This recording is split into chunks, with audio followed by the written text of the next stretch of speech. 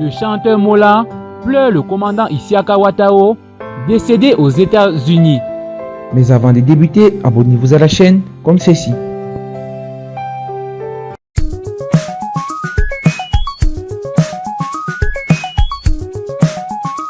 Très proche du commandant Isiaka Ouattara, dit Ouattara, Mola gérait de nombreux business avec son appui.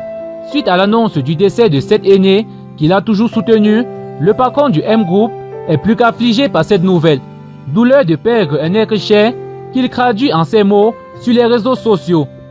Plus qu'un grand frère pour moi, tu as été là, les périodes difficiles comme de joie.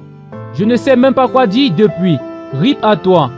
A-t-il publié suite à l'annonce du décès du colonel Isiaka Ouattara ce lundi 6 janvier 2020 aux alentours de 20h40 aux États-Unis et 1h40 en Côte d'Ivoire. Le colonel Isiaka Ouattara est décédé. L'information est confirmée par plusieurs sources, dont des proches collaborateurs du colonel-major, ancien sous-chef d'état-major en charge des unités rattachées à l'état-major des armées ivoiriennes, parti pour des soins aux États-Unis, où il séjourne depuis le jeudi 12 décembre dernier.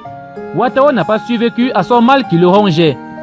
Selon son entourage, qui nous en a fait la confidence, l'officier des forces armées de Côte d'Ivoire souffrait d'un diabète aigu, détecté dans sa phase terminale. Il était souffrant, mais on gérait sous forme de palud et de fatigue, alors que c'était affaire de diabète, jusqu'à ce que son médecin lui recommande de faire un test. Il a fait un test prononcé qui a révélé que son taux de glycémie est vraiment élevé, anormalement élevé. Comme c'était sérieux, on a décidé de l'envoyer en France, mais il a préféré aller aux États-Unis pour profiter pour voir sa famille, a témoigné ses proches.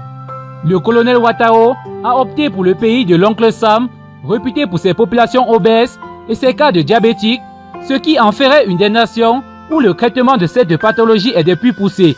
Hélas, ces assurances n'auront rien pu au cas très avancé du Sara Bélé ou serpent anaconda, comme on l'appelait du temps de l'ex-rébellion, en raison de sa taille et de sa corpulence physique.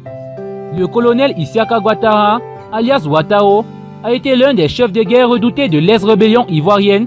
Il a occupé le poste de chef d'état-major adjoint à la tête de ses troupes, avant d'être promu lieutenant-colonel et commandant des forces armées nationales, puis commandant de la garde républicaine sous le président de la République Alassane Ouattara.